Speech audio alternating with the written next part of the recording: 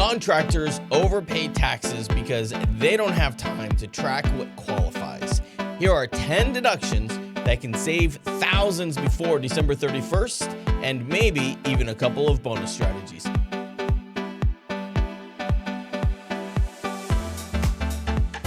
Hey, it's Stephen Young with the Savvy or Surrender podcast. And in today's episode, we are going to talk about deductions, 10 deductions that you can use to save thousands of dollars before December 31st and all throughout the year, depending on when you're reading this. And of course, a couple of bonus strategies because, I wouldn't be Stephen Young, the Savvy Tax Strategy guy, if I didn't give you some actual strategies as well. So that's a key there. I want to make sure that you understand. I'm talking about deductions today that may seem like no-brainers to some people, but not everybody is taking advantage of them. And I can tell you this for sure because I do hundreds of tax returns. And when I do these tax returns, a lot of people miss these deductions, either on past returns or when I'm talking to them about this return, and they don't even know that they can do it, or they didn't think about it, they didn't capture the information. And that is going to be one of the biggest challenges, is making sure that we're capturing this information. All right, so before we go any farther, make sure that you like and subscribe to this podcast or video cast on YouTube. I would greatly appreciate it. And if you think I'm doing a great job, hey, I think I'm getting better at this. This is episode number 12, and I think I'm doing pretty good. Katie's back there editing everything, so, let us know. Tell us how we're doing. If you have any questions, feel free to reach out. You can leave a message on our savvyorsurrender.com website. You can also shoot us an email at podcast@savvytaxstrategies.com. But leave us a 5-star review on Apple Podcasts. I'd greatly appreciate it. Anything I can do to get the message out to help more business owners, especially contractors. While you're driving in the truck, listen to the podcast, or, check out the YouTube video while you're eating lunch or whatever it is. I keep these short on purpose because I know the average time from driving from job to job is, less than half an hour usually, unless you're in LA, which, then it's 2 hours, right? So, hey, let's get started. Without any further ado, deduction number 1. And again, it's going to seem like a no-brainer, but it's tools and equipment. I can't tell you how many times I'll be talking to a contractor getting their taxes ready, and I'll say, what tools did you buy this year? And they have to try to come up with it off the top of their mind. They don't know specifically what different tools they bought. So what qualifies? All of the obvious ones: hand tools, pliers, wrenches, hammers, power tools, heavy equipment. Now, when we get into heavy equipment like generators, compressors, welders, the rule is if it's under $2,500, now you got to have this written in your operating agreement, but if in your operating agreement for your LLC or S Corp, whatever it is, you want to have in there something that's a safe harbor rule that basically says that you'll write off anything that's $2,500 or less. So if it's $2,500 or less, you can just write it off right away. If it's more than $2,500, you are supposed to make it a capital expense, and you have to depreciate it over the life of that piece of equipment: 5 years, 7 years, 15 years, most likely the 5 and 7. So that's how you need to put it on. Then it goes on your balance sheet as a fixed asset, and there's more work to it if it's over $2,500. But get that safe harbor item written into your operating agreement, and then you're clear to deduct $2,500 or less. So some of those heavy equipment items might become an issue there. Replacement tools, consumables, of course, bits and blades and batteries and belts and all those kind of things. You want to make sure that you're capturing that. Now, if you're buying it with your credit card, it's usually pretty easy. If you're going to Home Depot, Lowe's, it's usually pretty easy to recapture, but we just want to make sure that we're taking advantage of that. And of course, under the One Big Beautiful Bill, OB3, the new rules, most tools will qualify under Section 179 in bonus depreciation. So even if it is over the $2,500, most of them we're still going to be able to write off instantly anyways, but we still want to make sure we're putting it on the balance sheet and we're capturing it correctly. All right, so why contractors miss this one? Because they pay for cash on job sites, they forget receipts, they toss the Home Depot runs into their personal accounts, and they just don't think about it. Or maybe they have a employee that goes and runs and buys the tool and they just use their personal money or whatever, and I'll reimburse you cash or whatever. And so you're just not capturing all of them. That's what I typically see, especially the employees buying it and not telling the boss, or not remembering, or not getting it taken care of, not expensing it correctly. Deduction number 2, mileage versus actual vehicle expenses.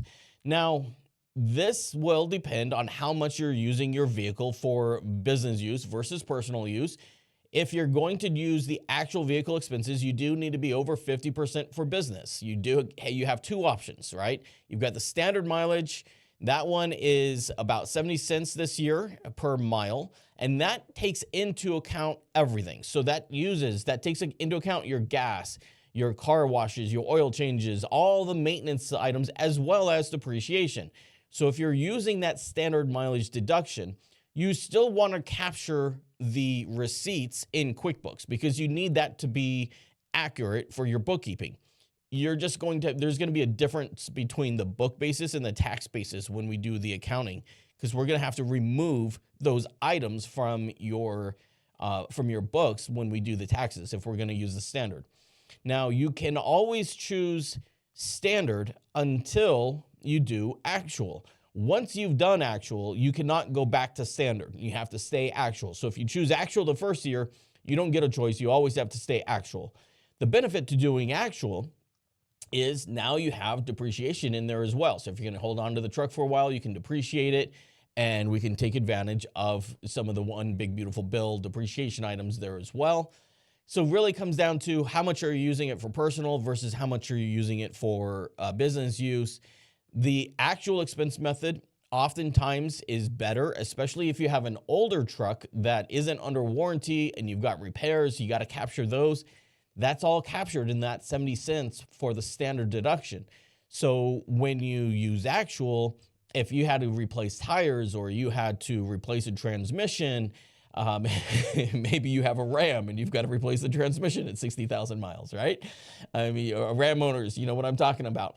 So if that happens, that's going to be a bigger expense than 70 cents a mile. So then we'll go over to the actual and we'll capture that there.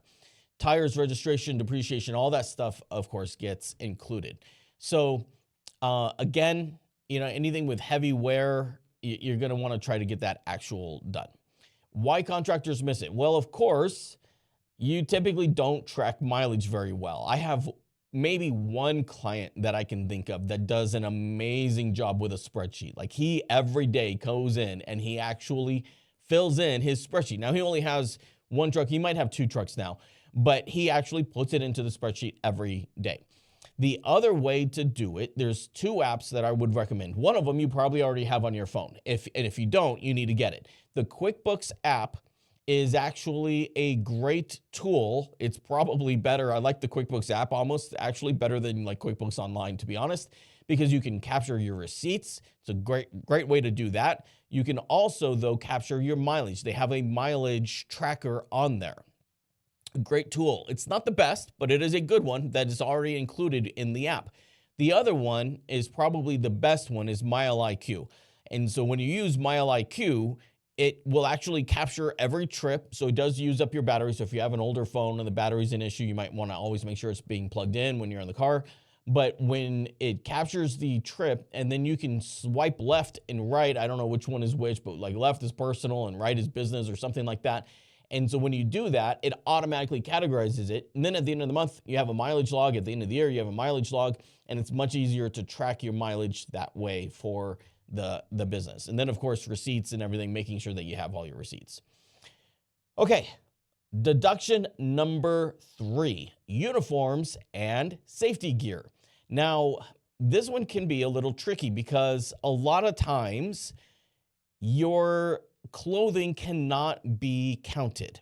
And I get a lot of the questions just from realtors, especially the ladies. I don't know if I've ever had a real estate agent that was a guy ask me if I can deduct the clothing, his clothing. I can't remember. Women, definitely. I get asked that all the time. No, you cannot just simply go to Macy's and buy a $200 dress or whatever and expense it. There can be ways that you can, but normally under normal circumstances, you don't get to. But if you're a contractor, let's get back on our contractors. A lot of what you are buying for work, you can absolutely deduct. Steel toe boots, work pants, specifically work pants like Carhartt or True Work or anything like that. Absolutely. Company branded shirts. You have your logos on your shirt like I do right here. Absolutely, we are deducting those. Safety vests, any kind of PPE. So your safety vest, your gloves, your hard hats, your knee pads, your safety glasses, fall protection gear, anything like that, of course, we're going to be able to deduct. It needs to be required for work, basically. And so again, we want to make sure we're capturing the receipts when we're, let's just be honest here real quick. When we're sitting on the toilet and we're scrolling Facebook and we see an ad for True Work and we suddenly buy a pair of $250 work boots while we are on the toilet, and we don't think about capturing that cost because we just, hit shop real quick or whatever. I've never done it, of course, but if you do that, we want to make sure that we're capturing that receipt. All right, back to being not as honest. Just kidding. Deduction number 4. Job supplies and materials. Again, Steven, why wouldn't we capture job supplies and materials? Because a lot of times we forget about some of the simple things like pipes and electrical wire and fittings and the screws and nails and anchors, maybe HVAC coolant, which would be a really big, expensive thing to forget. Caulking, some paint stuff. You just go run out. Usually it's I go run out and get, right? It's hey, can you go run out? You send the apprentice out to Home Depot or Lowe's or something to pick up a couple of things to just be able to finish it. Concrete bags, sealants, that kind of stuff, right? So anything that's directly on client jobs is deductible and reduces your taxable income. So that's all cost of goods and supplies, right? So when you stockpile materials and you don't track it and what's consumed on each job, that's usually where it gets missed. So things like nails, right? If you're a framer and you're doing nailing and you're doing nailing, you're framing, and you're not counting the nails, or you're not capturing some of that. So a lot of times that's where that gets missed, I find. Deduction number 5 is subcontractor payments. How could we possibly miss subcontractor payments? Well, if you pay subs, it's a full deduction, but it's also a major audit trigger if it is mishandled, because we want to make sure we get the W-9s. If you're paying them more than $600, you have to issue the 1099 NEC to each contractor by January 31st. So coming up in about 2 months from the time of this recording, at least, you need to have a 1099 issued. You can track it all inside of QuickBooks. Your bookkeeper can handle it. It shouldn't be an issue. There's even a button there that every payment can be tracked on a 1099. You want to make sure that that's tracked. You want to make sure you get their W-9, though. This is very, very important. We want to have their EIN or social security number or whatever that we're going to send that 1099 to, because if you don't, you can't issue the 1099. Technically, that means you just took an owner contribution to be able to pay them. Like, it's just, you don't get to write it off. So where this happens a lot, I find, is when you're paying your subcontractor through Venmo or Zelle. There's no records. It's badly kept. And obviously for some of the bigger contractors, this isn't an issue, right? But I see it happen quite often. The best way to do this is do not pay them until you get a W-9. They do the work for you. They send you an invoice. They're like, hey, I really need to get paid. I need to pay my employees. I need to buy this or that or whatever. Fine. Here's a W-9. I'll get a check issued to you right away, or I'll have that direct deposit. If you do QuickBooks Online, independent contractor, they can be paid the next day. So that's not an issue. You can get them paid right away. You just need your information. Do it. Also, get their certificate of insurance. Don't forget that, because on audit time for insurance audits, and I think we're going to talk about insurance here in a little bit, we want to make sure we're capturing that information so that we can write it off there too. All right, deduction number 6, cell phone and internet. If we're using our cell phone, which if we're a contractor, come on, let's be honest, you're using your cell phone a lot, right? Make sure that we're capturing it to be able to deduct it. we want to capture the percentage of business use. So how much are we using it for the business? And we're talking about tablets, hotspots, Wi-Fi, cloud storage, software plans. Of course, all of that stuff is not a percentage base, but the phone, tablet, things like that. If your kid is using it 50% of the time while they're in the car, you're using it the other 50% of the time for work, we're capturing that 50%. And then, of course, all the software plans like QuickBooks and JobTread, Service Titan, House Call Pro, Jobber, whatever those are, and they can get very expensive, right? Some of them, a lot of them nowadays, they're like $100 per employee. JobTread and Builder Trend are even more than that. So maybe not JobTread, but JobTread's $200, right? I don't know if that's per employee or not, but anyways, sidetrack, Stephen ADD. Rule of thumb, most contractors, you guys can justify at least 70 to 90% for business use. Track it for a couple of days and see how much you're using. Every Sunday I get a screen time on my phone that tells me how much I used my phone for on average per day.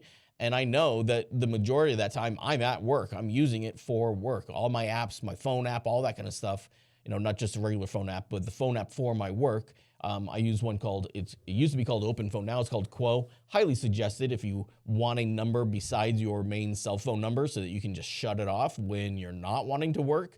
It's a great idea. It's called Quo, Quo, or if you just do Open Phone as well, it'll pop up. It's a little yellow app now. Fantastic investment. Everybody can have their own phone number as well. Keep it separate. You can text. It's great. Okay. If it's on a personal plan, that's where you can kind of you can miss it, things like that. So we want to be able to make sure we're tracking that. Deduction number 7. Here we go. I gave you a little foreshadowing before. Business insurance. Now, of course, you're going to write off things like your general liability, your workers' comp, your vehicle insurance for the work vehicles, tools and equipment coverage, also known as inland marine, your commercial property insurance, bonds and umbrellas and E&O or errors and omissions. All of those things are going to be written off. Now, let me give you a couple of tricks here.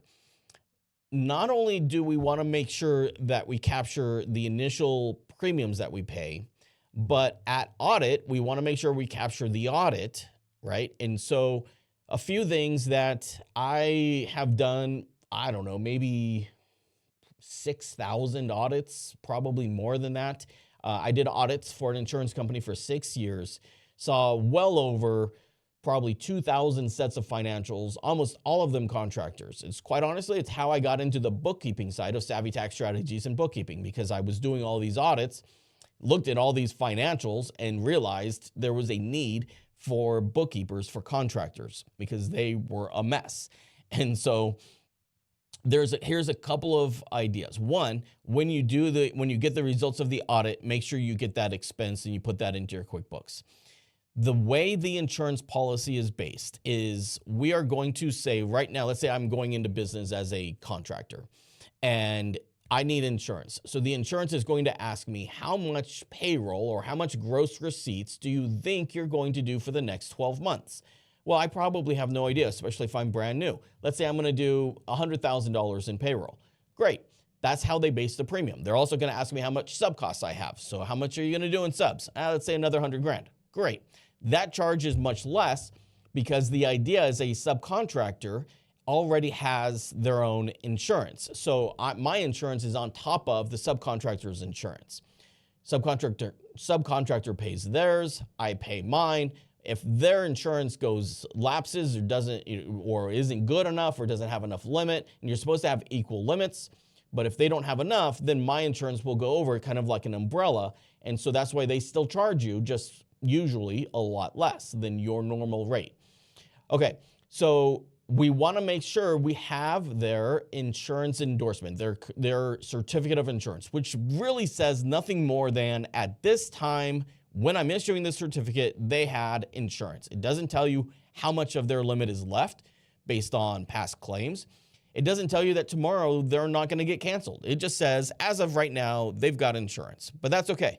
We capture that, and then at audit, we can give that to the auditor. They are going to make sure that they credit that person as a subcontractor then. If they don't do that, they are going to then put it on your main payroll code. So if I'm a painter and I have a sub painter, or if I'm a roofer and I have a sub roofer and I don't have their insurance, they're just going to take that payment and they are going to put it into my main roofing code or my main painting code. And I'm going to pay a lot more money now than I should have. So number one, get that certificate of insurance. Number two is make sure that you're taking advantage of the codes if there are split codes. And here's an example, painting. There's a exterior painting code for general liability, at least. There is a exterior painting code and there's an interior painting code.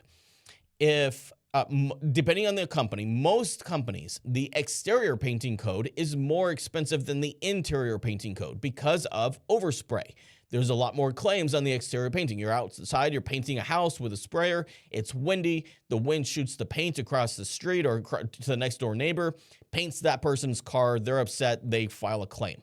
So usually exterior painting is more. Not always. I have seen it where it's reversed for whatever reason. They had a different experience. So if you are doing both exterior painting and interior painting, you want to make sure you're capturing the difference. Use the app. Use the Workforce app for paying your guys, tracking their hours, and being able to split it between exterior and interior, so you're paying less. The other one, huge example just came to mind, is landscaping. The way this code works, the way it works for insurance, for the general liability side, it's dumb. I'll be honest. It's stupid how they do it, but this is what they do. If you are a landscaper and you are doing irrigation, if you're putting in the sprinkler system, which, let's be honest, landscapers are doing that, right? You're not subbing it out. Maybe you're subbing it out, but most likely you're doing it yourself. You're digging the trench, you're putting in the pipe, you're putting in the sprinklers. It's part of the landscape, right? So when you do that, that technically is plumbing, not landscaping. I know it's dumb. You're not being a plumber. I get it, but that's what it is. So when that happens, if you are not capturing the split between plumbing, between putting in the irrigation and the landscaping, the rule is, for most insurance companies, they'll follow this rule. They can create their own rules, but there's what's called ISO, the Insurance Services Organization. They kind of create these overarching rules, and then each company can decide if they want to follow them. But most companies do. That's why they subscribe to the Insurance Services Office. So ISO says if payroll is not captured in a specific code, it all goes into the higher rated or the more expensive code. So in that case, plumbing is a lot more expensive than landscaping. The reason why codes are more expensive than others, of course, is on claims. It's all based on claims. That's why roofing is more expensive than anything else, pretty much, because roofing has more claims, especially when we look at like workers' compensation. People fall off of roofs versus a landscaper who's on the grass already. If they fall, they fall on grass.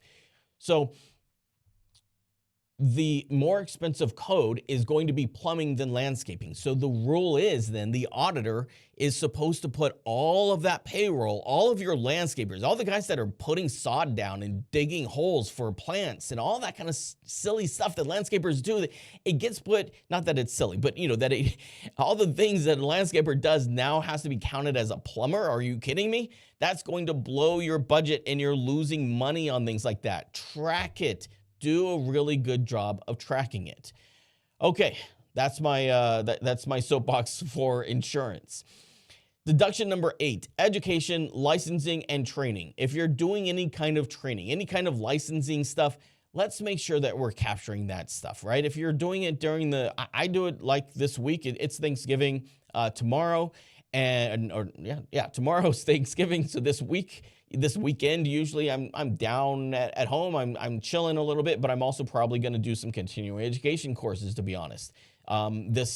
This Christmas break, when it slows down a little bit, I start doing some other things. I get some of my continuing education done, my new licensing, or whatever it might be that I need to do. So any of those courses, safety seminars and OSHA stuff and license fees and renewals, you want to track all of that. You want to make sure that you're catching all of it. Coaching programs as well related to business operations, like, Profit First University or anything like that, you absolutely want to capture it.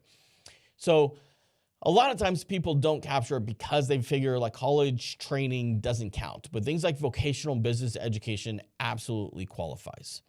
Deduction number 9, home office and storage space. Most contractors don't think about whether or not they have a home office. So of course, maybe they'll hear about, home office, but it's not dedicated or whatever. The rule is it must be a dedicated home office. So if the IRS auditor was to walk in and you say you've got a dedicated home office and it happens to be your master bedroom and you've just got a desk off to the side, that's not dedicated. You're doing other things in there. And so, like sleeping, get your mind out of the gutter. You're sleeping in there. Or maybe you have gym equipment off to the side and you're like, no, this is a dedicated home office, but clearly you have workout equipment there. Those things, then you lose that deduction. So you want to make sure that it's a dedicated area. Even if it's just the square footage of your desk, you want to count that. And of course, all of the rules or all of the expenses around that. You do have 2 options. You can take a portion of your rent, mortgage, and utilities, internet, all the expenses of the house basically, and you get to divide it by that percentage of your home office. Or you can do the standard one, which I believe is $3 per square foot, and it maxes out at 150 square feet. The other thing that I see contractors miss a lot, though, is a dedicated garage space, trailer storage space, equipment, inventory storage. If you're a plumber or any kind of a contractor, but I see this a lot with plumbers, with like at the end of the year, I'll tell them, hey, buy a couple of water heaters to be able to use for jobs next year, store them, whatever, right before the prices go up. I had an HVAC contractor. He took an inventory. I don't remember why he did it, but he had like 10 HVAC units already sitting there waiting. I think it was during COVID era, and he wanted to make sure he could get them. And so, with the shortages. And so he had all of these that he was storing, waiting to being able to be used. So we want to add that. Now, normally, if you look at your square footage, let's say you have a 2,000 square foot house, normally that does not include the garage.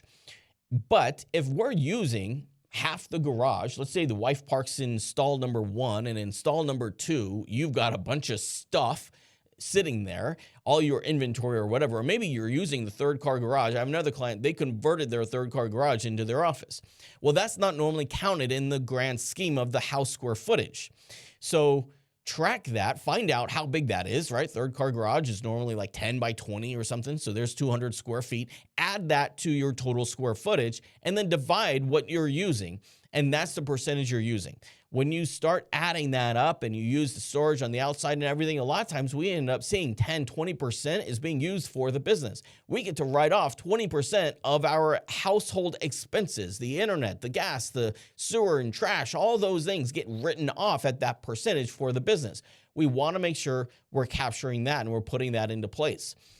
Deduction number 10, meals, travel, overnight jobs.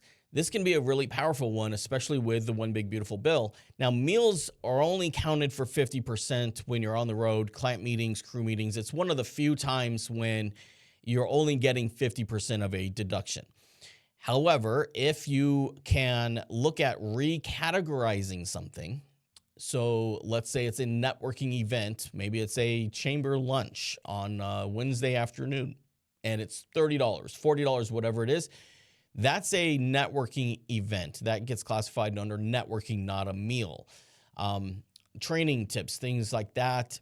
So travel, you get 100% of that. Hotels, airfare, gas, Uber, parking, all that kind of stuff. But here's something that a lot of people don't think about is per diem. There is a federal guideline of per diem for based on where you're at that you can claim that instead. So if your guys are out for a long period of time, overnight, rather than just tracking their one meal or a couple of meals, whatever it is let's go ahead and you use the federal per diem rate. You can look it up. You can find out what that is, and that's what we actually get to expense on taxes. Again, another example where the book and the taxes could be a little bit different. Okay, so let's wrap it up here real quick. I promised you 2 bonus tax strategies. And the first one that I want to talk about, with Thanksgiving tomorrow, we are having a board meeting. Aren't you excited? That's right. While we're having our Thanksgiving turkey and yams and cranberry. Oh, my wife makes the best cranberries. She has this cranberry sauce that she makes. Oh, it is so much better than that crap that comes out of a can that looks like the can still. Yeah, no, even my 8-year-old, or I guess he's 9 now, my 9-year-old, he eats that cranberry stuff. He eats it up. It is so delicious. We're actually taking our board meeting for the first time, because there's only going to be 4 of us this year. We're taking our board meeting outside of the house, and we're going to a nice restaurant. And we're going to have our board meeting, our turkey dinner, at a restaurant. Is that write-offable? Absolutely. It is a board meeting. You get to write the whole thing off. We're going to sit down. We're going to talk about business. We're going to write it all down. We're going to put it in our meeting minutes so that we can put it into our business folder that we have. And we're going to be able to write the whole thing off. We fly, if my mom and dad were coming, they're on my board. I've talked about that before. We put them up. We've got Airbnb for them. We've got the hotel or hotels for them. We've got the airfare for them. We're having a board meeting, and we are going to be able to write off the food that we had to buy for that board meeting. So you want to be able to write off your turkey, your stuffing, your cranberry sauce. That's how you do it. You use the board meeting. The next one is the Augusta rule. And so this one you may have heard on Tax Talk and all that kind of stuff. And I'm not a huge fan of it. I'm on record several times. I don't know if I've talked about it on the podcast so much, but definitely I've talked about it in different Instagram reels and stuff like that. I'm not a huge fan of the Augusta rule because I feel like it's been overblown. It's not as big of a deduction as a lot of people make it sound.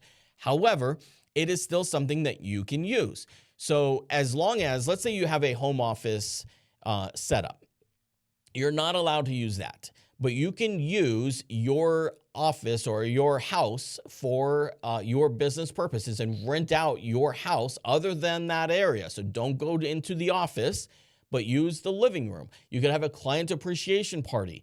Contractors, I say all the time, you can use your tailgate meetings. You got to have a tailgate safety meeting at least every other week or once a month, or whenever you're doing it. You have your staff meeting. You could have your Christmas party there. You could have your board meeting there with your turkey, whatever it is you're doing. You can rent out your house at the going rate. So look up what it costs to rent out a board meeting space in a hotel. And that's what you can write off, up to 14 days per year. You can write it off. Now, you get to write off the income, right? So essentially what you're going to do, and you want to have some type of an agreement between your business and you personally, but you're going to have the business transfer and pay for that meeting space. That's how you're writing off the income part. So you're going to take, let's say it's $500 for your house to rent it for the day. So you're going to take that $500, you're going to pay yourself personally. You're going to have a receipt, a contract, all that kind of stuff that you're putting into that company folder again, so that you can track it and show that it is a legitimate business expense that you needed to do that. Okay, so again, we are coming towards the end of the year. Do you have your books in place? Do you have them all set up? Do you have all of those all those missed deductions and everything? If not, then you need to go to meetwithsavvy.com. You need to have a discovery call with me and my team, and let's figure out how we can best help you to maximize your deductions, talk about some tax strategies, how we're going to do your taxes for next year, your books, get it cleaned up, all that kind of stuff. Go to meetwithsavvy.com, schedule a discovery call, and I'd be happy to talk to you and figure out how we can best help you. With that, have a fantastic Thanksgiving. If you're listening to this after Thanksgiving, that's okay. Have a great Christmas. Have a great New Year. Happy Valentine's Day. Whatever it is, right? Happy 4th of July. I don't care when you're watching this. These things always apply, and we want to make sure we're taking advantage of them. Peace.